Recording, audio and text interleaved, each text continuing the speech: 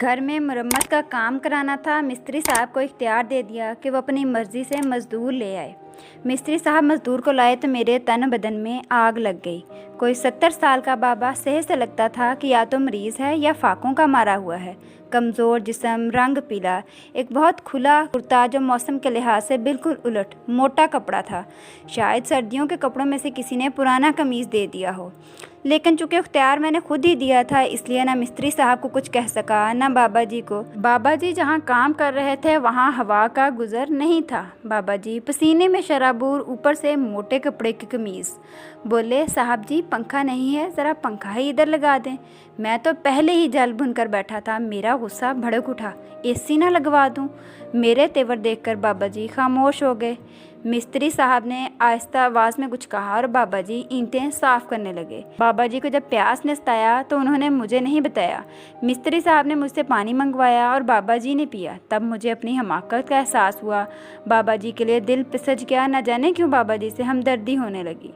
12 बजे मिस्त्री साहब तो खाना खाने के लिए चले गए। बाबा जी ने एक रुमाल में लपेटी रोटी निकाली, पानी से घूंट घूंट रोटी खाने लगा। खाली रोटी थी, सालन भी नहीं था। बेगम से पूछा, खाने में कितनी देर है? जवाब दिया, बस 5 से 10 मिनट हैं, जल्दी तैयार हो जाएगा। मेरे अंदर के इंसान ने गवारा नहीं किया, सो इसलिए बाबा जी को कहा कि बाबा जी अभी ताज़ा खाना तैयार हो जाता है, ज़रा हाथ रोक लें। बेगम को भी अंदाज़ा हो गया था और तेज़ स्पीड से खाना जल्द ही तैयार हो गया। बाबा जी को साथ बिठाकर खाना खिलाया और ख़ुद भी खाया। इस दौरान पूछने पर बाबा जी ने बताया कि उनका कोई बेटा नहीं है, बेटियां 3 ब्याह दी हैं और 2 भी ब्याहने वाली हैं। समझ आ गई कि नहीफ सेहत के साथ बाबा जी मजदूरी क्यों कर रहे हैं। हमदर्दी बढ़ती गई और बाबा जी को अर्ज़ की, नाश्ता यहाँ आकर कर लिया करें, दोपहर का खाना भी इधर से खा जाया करें और शाम को जाते वक्त भी बेगम खाना साथ दे देती। बाबा जी रात खाना 5 बजे खाकर दुआएं देते चले जाते। 4 दिन में काम मुकम्मल हो गया। मिस्त्री साहब के साथ बाबा जी भी चले गए। पढ़ने को मिला है कि यूरोप वालों की खूबी है वो खाना ज़ाया नहीं करते, जबकि हमारे खित्ते में खाना ज़ाया करने की जिम्मेदारी हमने ले ली है। बाबा जी से हमदर्दी तो बेगम साहिबा को भी हो चुकी थी। सोचा अब खाना चाहे तो 2 नवाले ही बचे, ज़ाया नहीं करेंगे। अब रूटीन ये हो गई कि बेगम डिस्पोजेबल बर्तन ले आई, जो खाना बचता वो अच्छे तरीके से पैक करके मुझे थमा देती। मैं रास्ते में चलते चलते किसी न किसी बाबा जी को दे देता। बेगम का हाथ अब कुछ ज़्यादा ही खुल गया था, ज़्यादा खाना बना लेती। बचा हुआ खाना पैक करके मुझे थमा कर अक्सर कहा करती कि अल्लाह के दिए में से दे रहे हैं, हमारा इसमें क्या कमाल। मुझे खाने के पैक पकड़ने और ये जुमला सुनने से तस्कीन सी महसूस होने लगी थी। एक दिन खाने का पैक लेकर किसी की तलाश में निकला। चौक में मजदूरी के अड्डे पर वही बाबा जी नज़र आ गए। दोपहर हो गई, शायद बाबा जी को आज मजदूरी नहीं मिली। मैं झट से बाबा जी के पास गया और खाने का पैक उन बाबा जी को थमा दिया।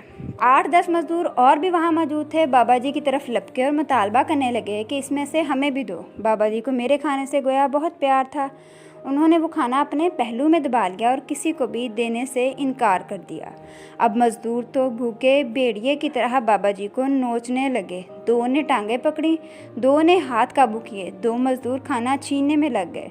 बाबा जी बड़ी हिम्मत से मज़ाहमत करते रहे। एक मज़दूर तो बाबा जी के सीने पर चढ़ बैठा। इसी कश्मकश में बाबा जी की मज़ाहमत मांद पड़ गई। खाने का पैक छीनकर मज़दूर परे हट गए। अब मार्का बाबा जी से हटकर मज़दूरों के अपने दरमियान पलट चुका था।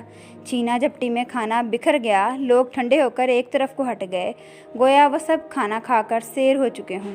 एक मज़दूर की नज़र बाबा जी पर पड़ी जो बिल्कुल साकत पड़े हुए थे। उसने दूसरों की तवज्जो बाबा जी की तरफ दिलाई तो एक ने बगैर सोचे समझे फ़िक्रा जोड़ दिया, ओए देख कहीं मर तो नहीं गया।